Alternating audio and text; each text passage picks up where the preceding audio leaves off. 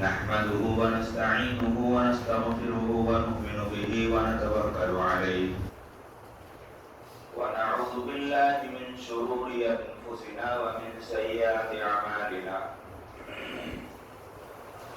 من يهده الله فلا مضل له ومن يضلله فلا هادي له وأشهد أن لا إله إلا الله وأشهد أن محمدا عبده ورسوله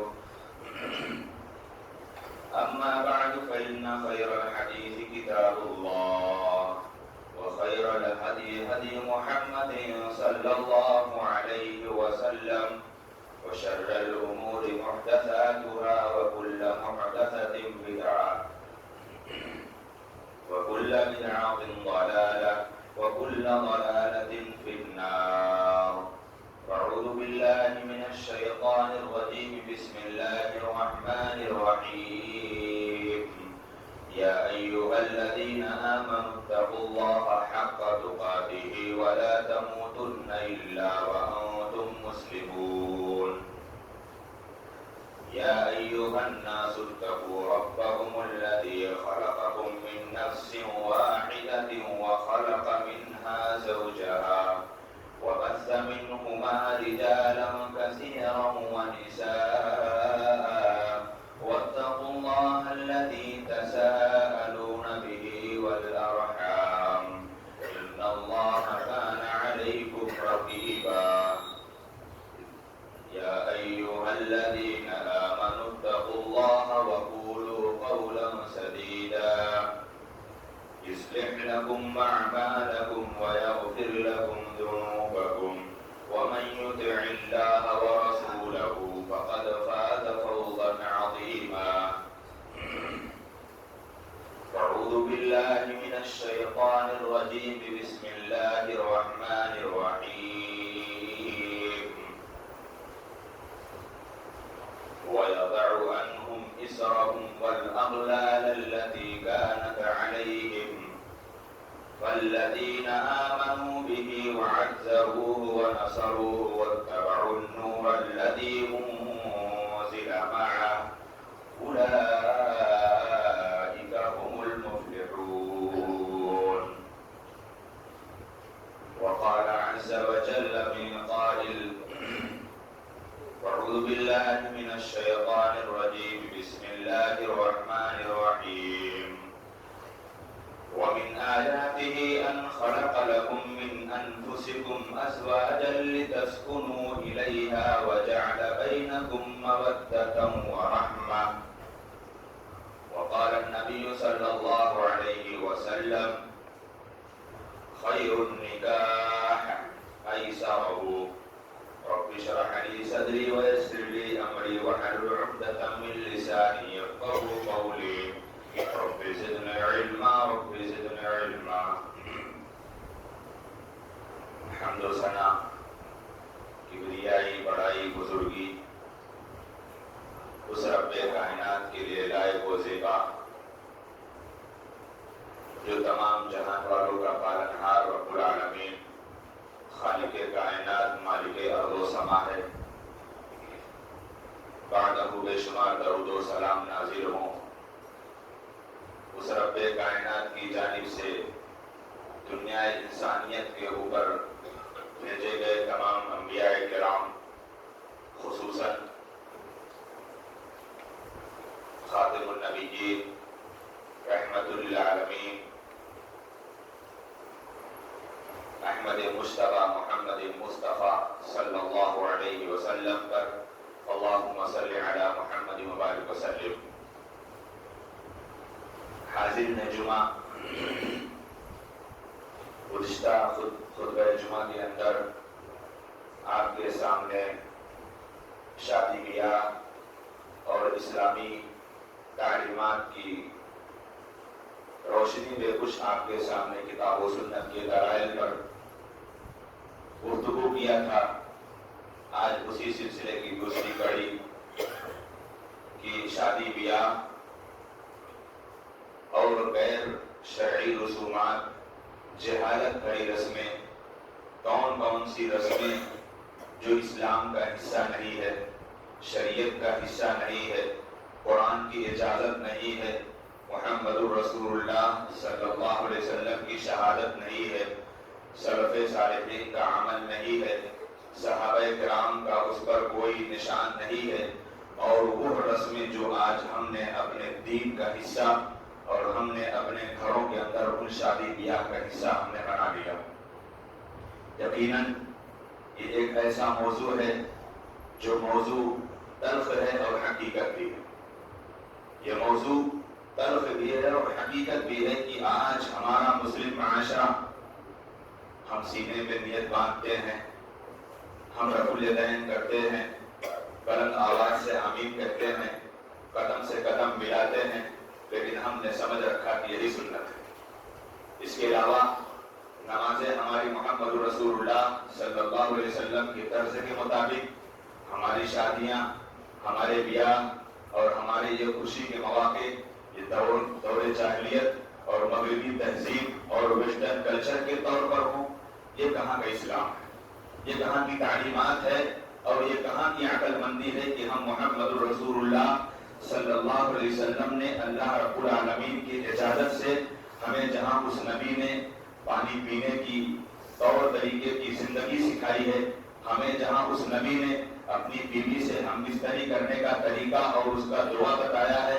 ہمیں جس نبی نے غسل کا طریقہ بتایا ہے، کھانے پینے کا طریقہ بتایا ہے، اٹھنے بیٹھنے کا طریقہ بتایا ہے، تو بھلا وہ شادی بیاہ کے طریقے کیوں نہیں بتائے؟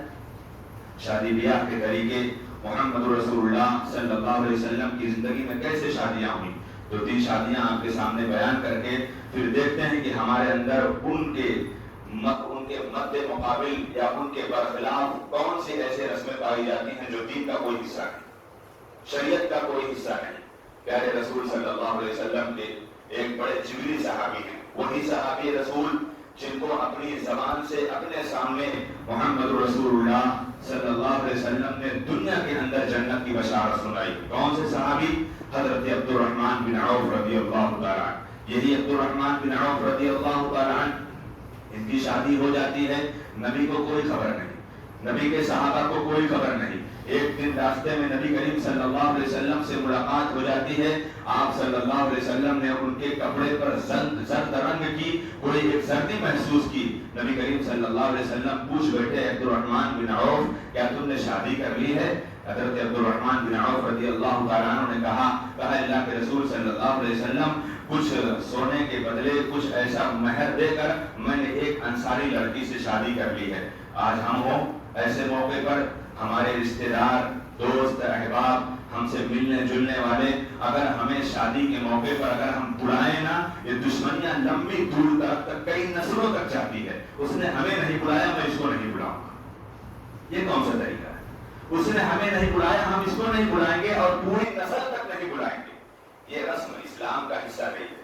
بتاؤ، تاجدار انبیاء، سردار انبیاء، امت کے سب سے عظیم انسان اور ساری انسانیت کے سب سے مقدس انسان، ان کے دوست اور ان کے صحابی کی شادی ہو رہی، انہیں خبر نہیں اور کوئی مدد نہیں، اور ہم ہیں کہ کسی دوست کی، کسی رشتہ دار کی شادی ہو جاتی ہے، ہمیں اس نے دعوت نامہ نہیں بھیجا۔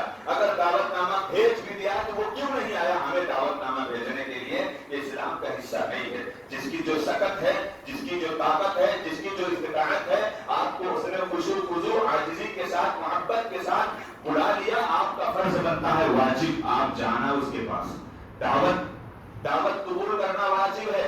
محمد رسول اللہ صلی اللہ علیہ وسلم کی تعلیمات میں سے ہے کہ اگر کوئی مومن کسی مومن کو دعوت دے تو وہ کوئی گلہ، کوئی شکوہ، کوئی تانا، کوئی لان، کوئی بغض، کوئی حسد، کوئی تکبر، کوئی کینہ، کوئی کپٹ ان کے دل میں نہ ہو، بس محبت سے اپنے بھائی کی چوکھٹ پر پہنچ جائے۔ یہ پیارے رسول محمد رسول اللہ صلی اللہ علیہ وسلم کی تعلیمات، حضرت عبد الرحمن بن عوف رضی اللہ تعالیٰ عنہ۔ اور ہم کیا کرتے ہیں؟ یہ پورا مسلم معاشرہ اگر ابھی پوچھ لیا جائے کہ آپ لوگ ابھی اس مہینے، گزشتہ مہینے کے اندر آپ کتنی شادیوں میں گئے ہو، آپ نے سب کام کیا ہے لیکن سنت کا کام آپ نے نہیں کیا۔ آپ نے سارا کام کیا ہوگا، یہاں سے لے کر یہاں تک کچر لیے ہوگے کہ بولنے کی طاقت نہیں ہوگی، لیکن سنت کا کام آپ نے نہیں کیا ہوگا۔ سنت کا کام کیا ہے؟ پیارے رسول محمد رسول اللہ صلی اللہ علیہ وسلم نے عبد الرحمن بن عوف سے جیسے یہ خبر سنتے ہیں، آپ صلی اللہ اللہ علیہ وسلم نے ان کے لیے دعا دی، بارک اللہ لک وبارک علیک وجمع بینکما فی خیر۔ ہم جاتے ہیں کھا پی کے چلے آتے ہیں، دلہا اسٹیج پر بیٹھا ہوا ہے، ہم نے کبھی جا کر ہمیں توفیق ہوئی کہ ہم اس کو جا کر یہ دعا دے کر آئیں نا، ہم کھا پی کے چلے آتے ہیں، لیکن جو عظیم سنت ہے محمد رسول اللہ صلی اللہ علیہ وسلم کی، یہ ہم سے نہیں ہو پاتی ہے اور ہم اس چیز میں پیچھے ہیں۔ یہ بتائیے کیا یہ ہمارے معاشرہ اور ہمارے سماج کا ایک سنت سے انکار کرنے کا ایک ناصور ہے کہ نہیں ہے؟ اب محمد رسول اللہ صلی اللہ علیہ وسلم کے صحابی کی شادی ہو گئی، کوئی شکوہ کوئی ملال نہیں، اور پیارے رسول صلی اللہ علیہ وسلم نے پہلا سوال کیا تھا، جب ان سے ملاقات ہوئی پہلا سوال کیا تھا، اور اس سوال کے مقابلے میں آج الٹا سوال ہوتا ہے۔ کیا سوال کیا تھا اللہ کے رسول نے کہ اے میرے صحابی، جس عورت سے جس لڑکی سے تم نے نکاح کیا اس کو مہر میں تم نے کیا دیا؟ یہ نہیں پوچھا تھا کہ تمہیں کیا ملا۔ اور آج کا معاشرہ ایک جو بکاؤ جو دلہا ہوتا ہے، خریدار جو دلہا ہوتا ہے، اس دلہے سے سماج والے پوچھتے ہیں کہ تمہیں کیا ملا، کوئی یہ نہیں پوچھتا کہ تم نے مہر میں کیا دیا۔ نبی کریم صلی اللہ علیہ وسلم نے اپنے صحابی سے پوچھا کہ تم نے کیا دے کر اس بچی سے اس لڑکی سے تم نے نکاح کیا؟ انہوں نے کہا اللہ کے رسول صلی اللہ علیہ وسلم کچھ سونا دے کر میں نے ایک انصاری لڑکی سے میں نے نکاح کر لیا۔ آپ صلی اللہ علیہ وسلم نے یہ نہیں پوچھا کہ تمہیں کیا ملا ہے، تمہیں ان سسرال والوں سے تمہیں کیا ملا، یہ نبی صلی اللہ علیہ وسلم نے نہیں پوچھا۔ کیوں؟ کیونکہ دین کا حصہ ہی نہیں ہے۔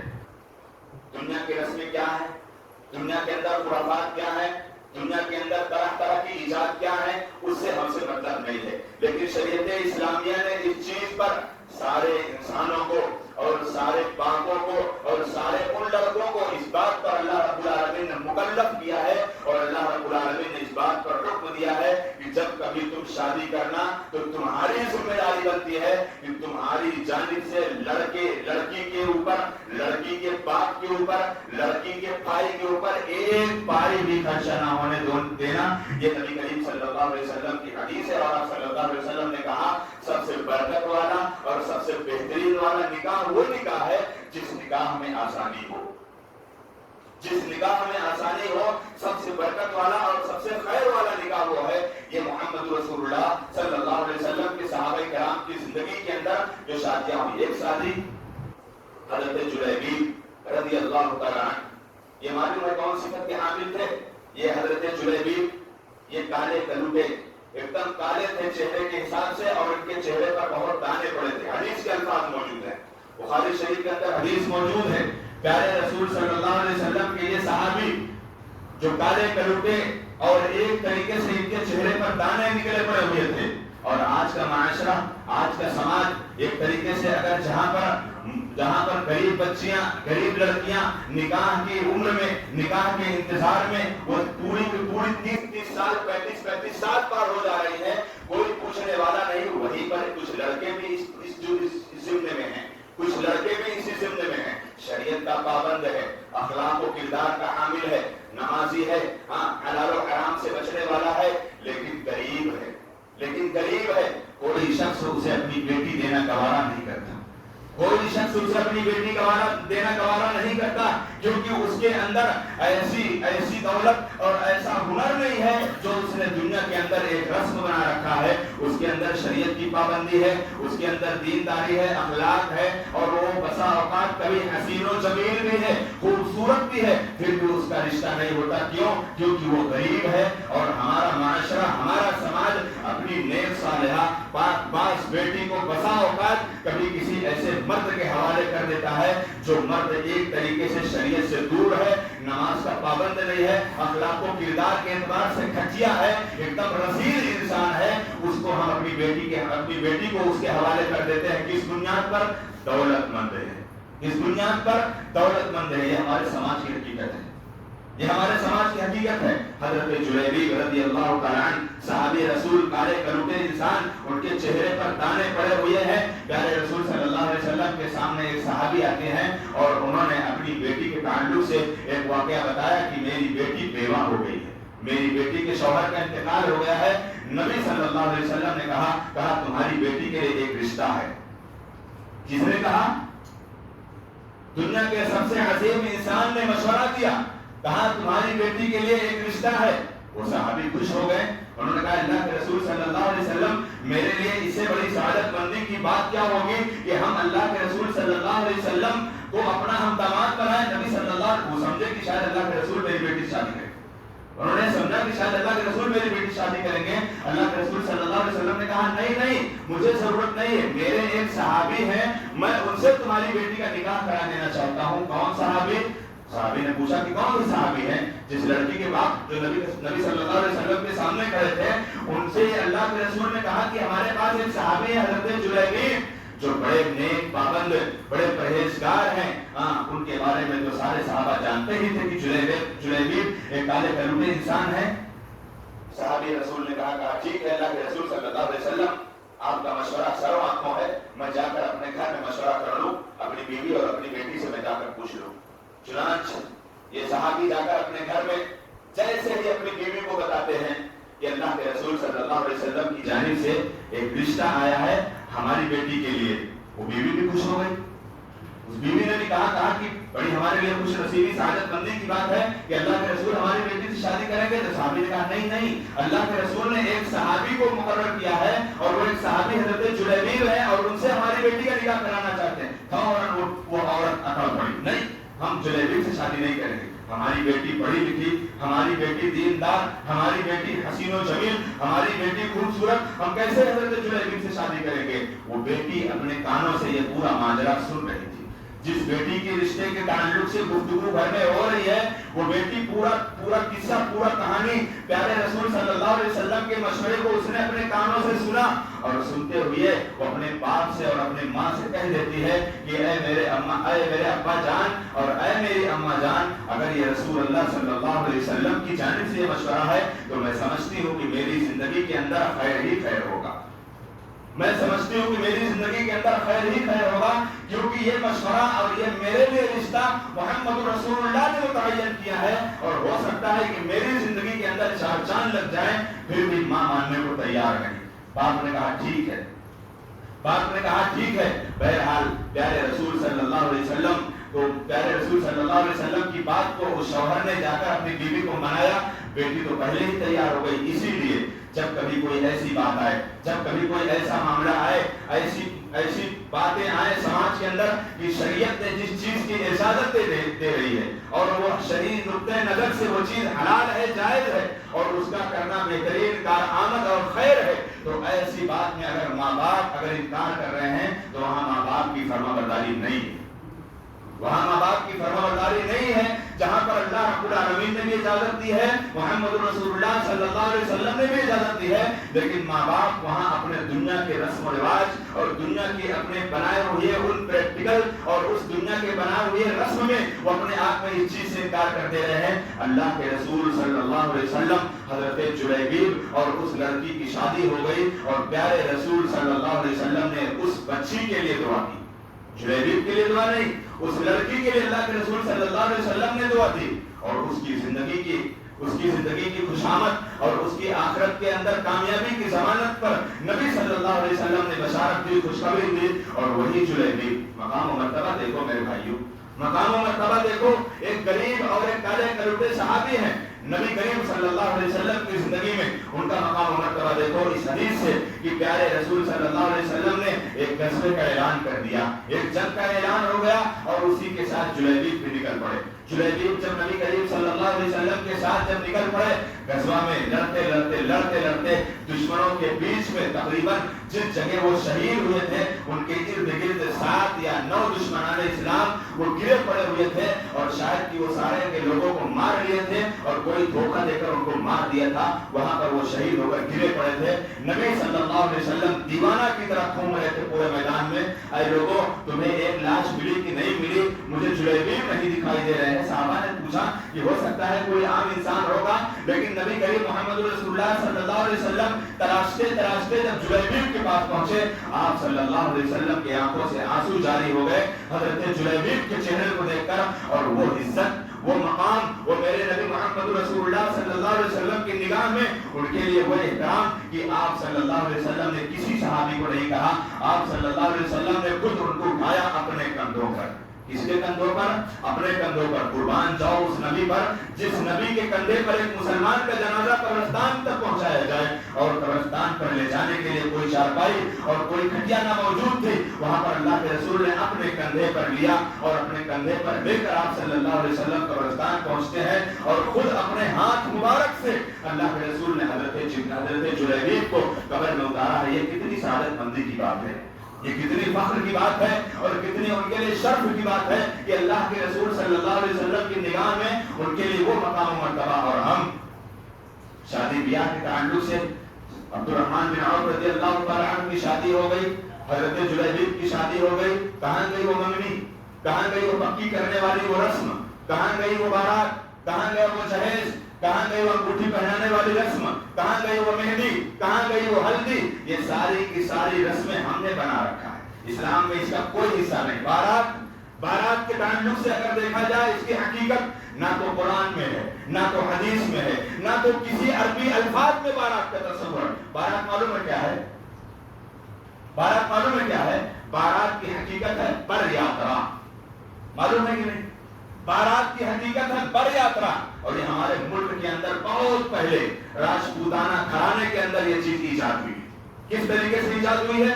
جب ایک لڑکا جب دوسری لڑکی سے دوسرے علاقے میں دوسرے گاؤں میں جب شادی کرنے جایا کرتا تھا تو وہ باپ اپنی بیٹی کو جو مال و زر دیا جاتا تھا, کیونکہ اسلام نے بیٹی کو وراثت کا حصہ دیا ہے اور دوسرے لوگوں کے ہاں وراثت کا حصہ نہیں ہے. دوسرے لوگوں کے ہاں بیٹی کو وراثت میں حصہ نہیں ہے. بیٹی کو وراثت میں حصہ باپ کے مال سے بھی ہے, بسا اوقات بھائی کے مال سے بھی ہے, بسا اوقات بہن کے مال سے بھی ہے, اور ماں کے مال سے بیٹی کو حصہ موجود ہے ہی ہے. اور شوہر کے مال میں سے حصہ ہے, اس کے سسرال میں جو شوہر کا حصہ ہے اس حصے میں سے وہ بیٹی کا حصہ ہے. تو بھلا بتاؤ جو یہ پر یاترا شروع ہوئی وہاں سے وہ مال لے کر جب واپس آتے, راستے میں کچھ گنڈے اور کچھ لوٹنے والے لوٹ لیا کرتے تھے. تو لوگوں نے کہا ایک جماؤ بنا کر, ایک اکٹھا بنا کر چلا جائے تاکہ گنڈے نہ لوٹنے پائیں. اب بتاؤ ان گنڈوں سے بڑھ کر مسلمان گنڈے ہو گئے کہ جا کر بارات بن کر پورا مال لوٹ کے آتے ہیں.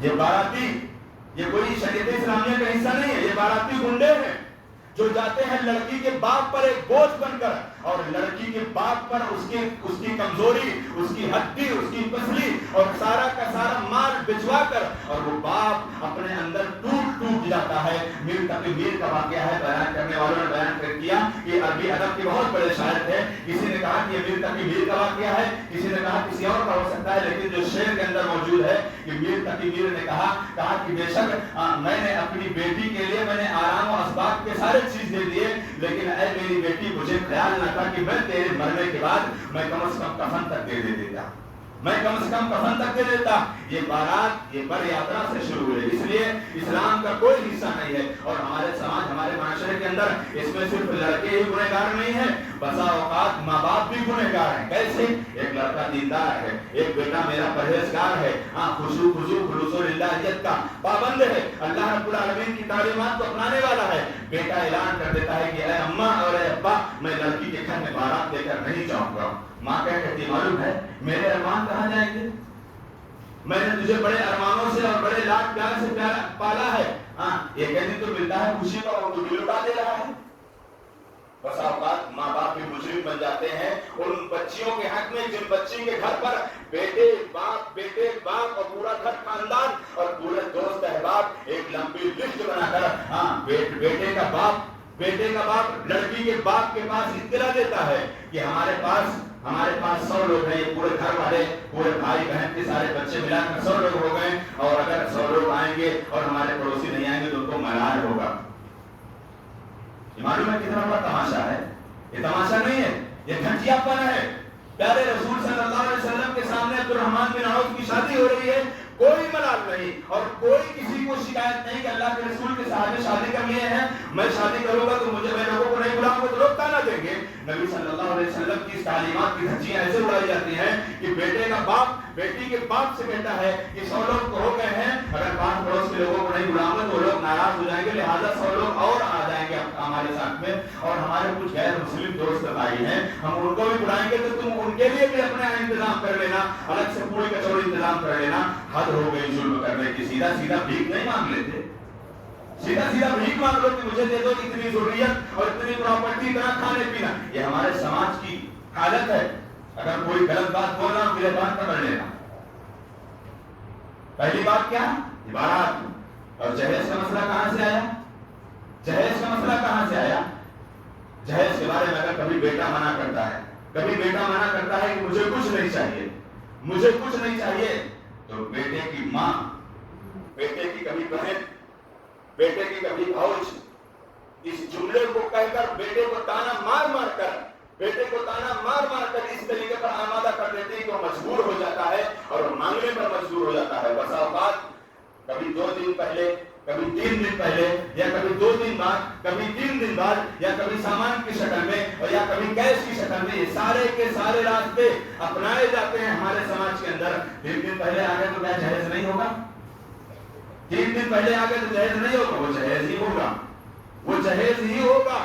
اور چاہے 3 دن کے بعد آئے وہ جہیز ہی ہوگا. اور بھیک مانگنے کی طرح کہا جائے کتنا کیش دے تو وہ بھی جہیز ہوگا.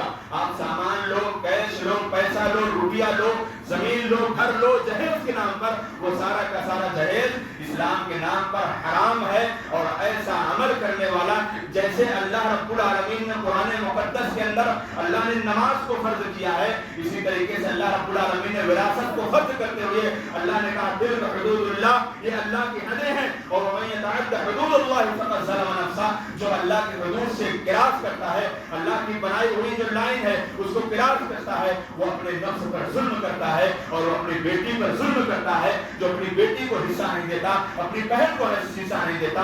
اگر تمہارے سینے کے اندر، اگر تمہارے سینے کے اندر دل ہے، جگر ہے، تو سینہ ٹھوک کر اپنی بہنوں کو اور اپنی بیٹیوں کو وراثت میں حصہ دو نا. کس نے منع کیا ہے؟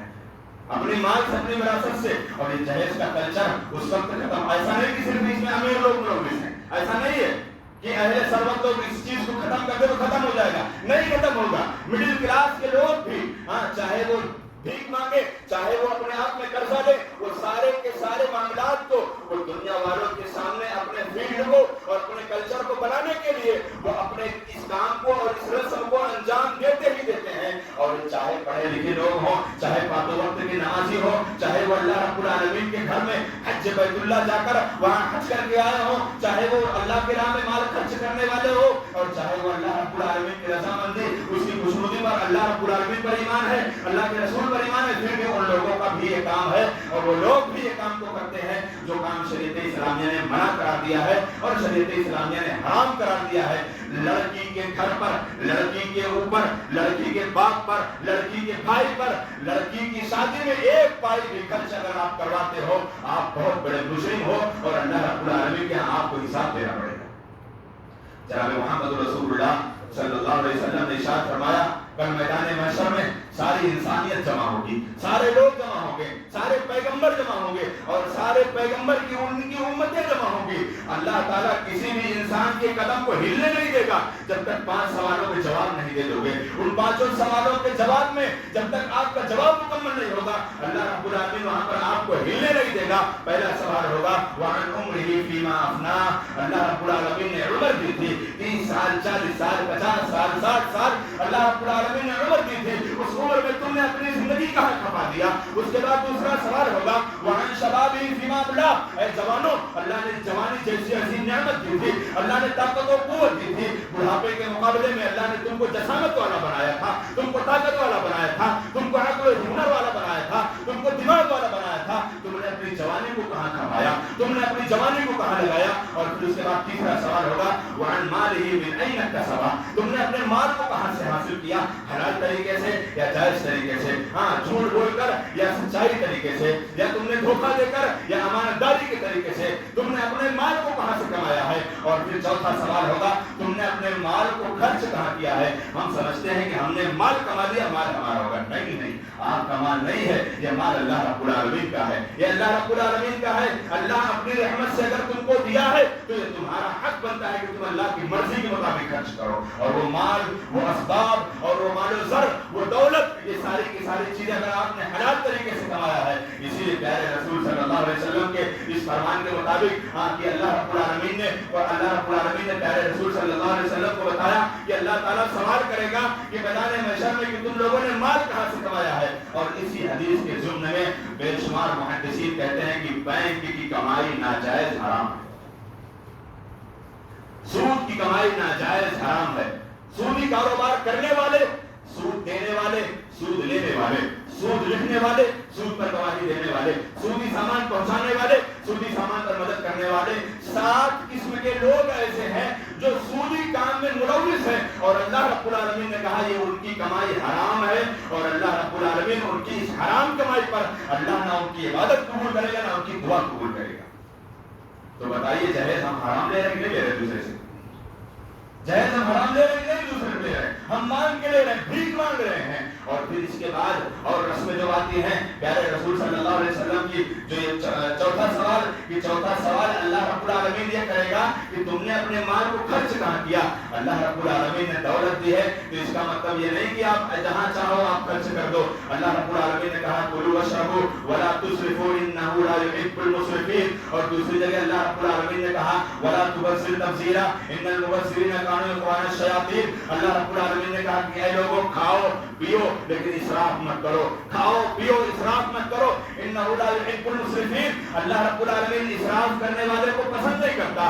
اللہ تعالیٰ نے ہمارے پاس مال و دولت دی ہے، اللہ رب العالمین نے ہمارے پاس جاہ و جلال دیا ہے. ہم سب کچھ پانے کے بعد جہاں اسراف کہتے ہیں کس کو ہے؟ اسراف اس چیز کو کہتے ہیں جہاں پر جتنا حق کرنے کا حق بنتا تھا ہم نے اتنا خرچ کیا، لیکن اگر ہم نے اس سے بڑھ کر اسراف میں خرچ کیا جو نہ لوگوں کے کام میں آئے. بس اوقات معلوم ہے کیا ہوتا ہے، شادی میں ایک غریب انسان اپنے گھر میں اپنے بیٹے کا ولیمہ کرتا ہے. وہ معمولی اپنے سکت اور اپنی طاقت استطاعت کی بنیاد پر وہ 100 لوگوں کو بلا لیتا ہے، 100 لوگوں کی ولیمہ کر لیا. اس میں جس کو جو من میں آیا، جتنی اللہ نے اس کو طاقت دی تھی، بسا اوقات وہ کچھ بھی کھانے پینے میں بنوا لیا، چاہے وہ اپنا بھینس کا بنوا لیا، مرغی کا بنوا لیا، کسی کا بنوا لیا جو اللہ نے طاقت دی تھی. لیکن اہل سنت جو اللہ رب العالمین نے ان کو مال و زر دیا ہے، وہ اپنے اسی ولیمے کے اندر پیارے رسول صلی اللہ علیہ وسلم نے کہا سب سے برا کھانا ولیمے کا کھانا ہے. اب اگر اتنا کہہ دیا جائے تو کہا جائے مولوی صاحب نے فتویٰ لگا دیا. سب سے برا کھانا ولیمے کا کھانا ہے. اب اس کی آگے پوری حدیث، سب سے برا کھانا ولیمے کا کھانا ہے، یعنی اس ولیمے کا کھانا جس ولیمے کے اندر رشتہ دار، دوست احباب اور غریب مسلمانوں کو بائیکاٹ کر دیا جائے اور امیر لوگوں کو بلا دیا جائے جو آنا ہی نہیں چاہتے. سب سے برا کھانا یہ ولیمے کا کھانا ہے. اور اس کے بعد وہ ولیمے کا کھانا جس ولیمے کے کھانے کے اندر غریب لوگ بھوکے مر رہے ہیں، غریبوں کو نہیں پڑایا جا رہا ہے، اور دولت مند آنے کے بعد ایک پلیٹ میں کھانا لیے اور کھانا لے کر آدھا کھایا اور آدھا پھینک دیا. یہ ہوتا ہے کہ نہیں ہوتا؟ یہ ہوتا ہے ہمارے شادیوں میں، ہمارے مسلمانوں کی شادیوں میں. یہ ہوتا ہے کہ کھانا کم از کم اگر دیکھا جائے تو 10% نہیں 20% کھانا پھینکا جاتا ہے، اور اس کا حساب کون دے گا؟ اسی لیے اللہ رب العالمین نے کہا کلوا واشربوا ولا تسرفوا. کھاؤ پیو جتنا اللہ نے دیا خود کھاؤ. کھانے پینے سے کوئی منع نہیں ہے، کوئی حد نہیں ہے، ولیمہ کی کوئی حد نہیں ہے. آپ جتنا کر سکتے ہو اتنا کرو. لیکن آپ چاہو کہ ہم جا کر لڑکی کے گھر میں ہم ولیمہ منائیں، لڑکی کے باپ پر ہم 200-400 آدمی بن کر ہم اس کا کھائیں، وہ کھانا آپ کے لیے حلال نہیں. وہ کھانا آپ کے لیے حلال نہیں ہے. آپ کے لیے اللہ رب العالمین نے جو حلال قرار دیا ہے، حضرت عبد الرحمن بن عوف کو پیارے رسول صلی اللہ علیہ وسلم نے کہا اے عبد الرحمن بن عوف ولیمہ کرو، اگرچہ ایک بکری ہی کیوں نہ آپ کو ذبح کرنی پڑے. لہٰذا یہ مرد کو مکلف کیا گیا ہے، عورت کو مکلف نہیں کیا گیا کہ عورت جا کر اپنے باپ پر، یا بیٹی اپنے باپ کے مال سے، یا بھائی اپنی بہن کے اس نکاح کے موقع پر وہ جا کر اپنے بڑے بڑے رشتہ داروں کو یا بڑے بڑے سسرال والوں کو، لڑکی کے سسرال والوں کو بلائے اور ایک لمبا مجمع بنا کر ولیمہ کرے. ولیمے کا کھانا سب سے برا کھانا جس کھانے کے اندر غریب آنا چاہتے ہیں اور ان کو بلایا نہیں جاتا، رشتہ دار آنا چاہتے ہیں ان کو بلایا نہیں جاتا، اور ان کو اپنی ناک اور اپنی عزت اور اپنے اسٹیٹس کی بنیاد پر نہیں بلایا جاتا. لوگوں کو ہم کیا جواب دیں گے؟ یہ ہمارا غریب، یہ بھی ہمارا رشتہ دار ہے. اللہ اکبر. جناب محمد رسول اللہ صلی اللہ علیہ وسلم نے حضرت جلیبیب کو اپنے کندھے پر اٹھا کر دنیا والوں یہ پیغام پیارے رسول صلی اللہ علیہ وسلم نے دے دیا کہ غریب محمد رسول اللہ صلی اللہ علیہ وسلم کی نگاہ میں بڑا معظم ہے اور بڑا معزز ہے، بڑا محترم ہے، اور آپ اگر دیندار غریب انسان کو نہیں بلاتے ہو آپ کا کھانا بہت برا کھانا ہے. چوتھا سوال جو ہوا کہ اپنے مال کو خرچ کہاں کرنا ہے، تو پہلا ہوا اسراف، یعنی جہاں پر خرچ کرنے کی جتنی مقدار ہے اس کے اوپر خرچ کرنا، اور وہ چیز فائدے مند بھی نہیں ہو رہی ہے۔ اور تفسیر کیا ہے جس کو اللہ نے کہا وَلَا تُبَذِّرْ تَبْذِيرًا إِنَّ الْمُبَذِّرِينَ كَانُوا إِخْوَانَ الشَّيَاطِينَ، اے لوگوں تبذیر زیادہ خرچ مت کرنا، کیونکہ اللہ رب العالمین نے کہا إِنَّ الْمُبَذِّرِينَ كَانُوا إِخْوَانَ الشَّيَاطِينَ، اور یہ شیطان کے بھائی ہیں جو تبذیر کرنے والے۔ یہاں یعنی جہاں پر جائز کام ہے، جہاں پر ناجائز کام ہو رہے ہیں، جہاں پر شریعت نے اجازت نہیں دی ہے، آپ وہاں پر خرچ کر رہے ہو جس کو شریعت نے منع کیا ہے وہ حرام ہے۔ اسراف ناجائز ہے، تبذیر حرام ہے۔ اسراف آپ وہاں پر کر رہے ہو جہاں پر آپ کی ضرورت پوری ہو جا رہی ہے، اس کے اوپر خرچ کر رہے ہو۔ تبذیر جہاں پر منع کیا گیا ہے، شادی بیاہ کے اندر ڈھول تاشے پٹاخے اور بلا ضرورت لائٹیں، صاحب تفسیر اور محدثین نے بے شمار لفظوں میں اور سلف صالحین نے یہ ساری کی ساری چیزوں کو تفسیر میں لکھا ہے، تفسیر میں بیان کیا ہے۔ یہ پٹاخے، یہ گانے، یہ بجانے، یہ ڈی جے اور یہ رقص، یہ ناچ، یہ گانے، یہ ساری کی ساری چیزوں کو اللہ رب العالمین نے شادی کے موقع پر یا عام دنوں کے اندر اللہ نے حرام قرار دیا ہے، اور یہ تفسیر ہے، اور تفسیر کا کام شیطانوں کا کام ہے۔ اور پانچواں سوال کیا ہوگا؟ اپنے دل کو تھامو، اپنے جگر کو تھام لو، اپنے جگر کو تھام لو۔ کوئی آج دنیا کا سارا مسلمان اس بات کو جانتا ہے کہ اللہ رب العالمین نے کیا حلال کیا ہے اور کیا حرام کیا ہے، جو واضح چیزیں ہیں سارا مسلمان جانتا ہے۔ اللہ رب العالمین سوال کرے گا، پانچواں سوال اسی میں جانے میں شامل ہے کہ اے میرے بندو، تمہیں محمد الرسول اللہ صلی اللہ علیہ وسلم کی تعلیمات میں سے جن جن چیزوں کا تمہیں علم تھا، عمل کتنا کر کے آئے ہو؟ کیا جواب دیں گے وہاں پر؟ کیا جواب دیں گے وہاں؟ اللہ رب العالمین پیارے رسول صلی اللہ علیہ وسلم نے کہا کسی بھی انسان کا، انبیاء کے علاوہ کسی بھی انسان کے قدم وہاں نہیں ہل پائیں گے جب تک ان پانچوں سوالوں کے ہم جواب نہیں دیں گے۔ اور آخری سوال، اپنے جگر کو تھام لو کہ اللہ رب العالمین نے پیارے رسول صلی اللہ علیہ وسلم کو ہمارے لیے نمونہ، پیشوا، آئیڈیل، رہبر، کاروبار، سردار بنا کر بھیجا، اور ہم اس نبی محمد رسول اللہ صلی اللہ علیہ وسلم کی تعلیمات کو ہم نے عبادت میں جوڑ دیا ہے، معاملات میں چھوڑ دیا ہے۔ یہ پیارے رسول صلی اللہ علیہ وسلم کی تعلیمات سے بغاوت ہے، محمد رسول اللہ صلی اللہ علیہ وسلم کی سنت سے عداوت ہے۔ اور مسلمان کل میدان محشر میں کیا جواب دے گا، اور اللہ رب العالمین کے سامنے جب سوال ہوگا تو معاملہ کیا ہوگا؟ اسی لیے میرے بھائیوں، جو یہ رسمیں، اور ایک رسم معلوم ہے کیا چلی ہے؟ ایک رسم اور کیا چلی ہے معلوم ہے؟ شادی کے بعد کی رسمیں۔ شادی کے بعد دو بڑی گندی رسمیں چلی ہیں جن کا شریعت کا کوئی حصہ نہیں ہے۔ پہلی رسم کیا ہے؟ شادی ہو گئی، شادی ہو گئی، دونوں میاں بیوی کو اللہ رب العالمین نے کوئی نیک صالح اولاد کی بشارت دی ہے۔ اب اس ڈلیوری کے وقت، اس لڑکی کی ولادت کے وقت، لڑکی کے اوپر لڑکے کا باپ، لڑکا خود، لڑکے کی ماں اس بات پر ذمہ داری اس کے اوپر ڈالتی ہیں کہ لڑکی کی ولادت، پہلی ڈلیوری، وہ اپنے پورے گھر میں اس کی ماں، اس کی باپ خرچہ اٹھائیں گے۔ حرام ہے یہ کام، حرام ہے یہ کام۔ اگر آپ نے اپنے اندر یہ تصور پیدا کر لیا کہ لڑکی کی ولادت، لڑکی جو حمل سے ہے، اس سے بچہ جو پیدا ہوگا اس کا پورا خرچہ لڑکی کا باپ یا لڑکی کا بھائی یا لڑکی خود اٹھائے، آپ کو اللہ رب العالمین نے اس چیز سے حرام قرار دیا ہے۔ اور جس وقت آپ نے اپنے نکاح کے وقت کہا الحمدللہ قبول ہے، اس وقت سے اللہ رب العالمین نے حکم دے دیا الرجال قوامون علی النساء بما فضل اللہ بعضهم علی بعض وبما انفقوا من اموالهم۔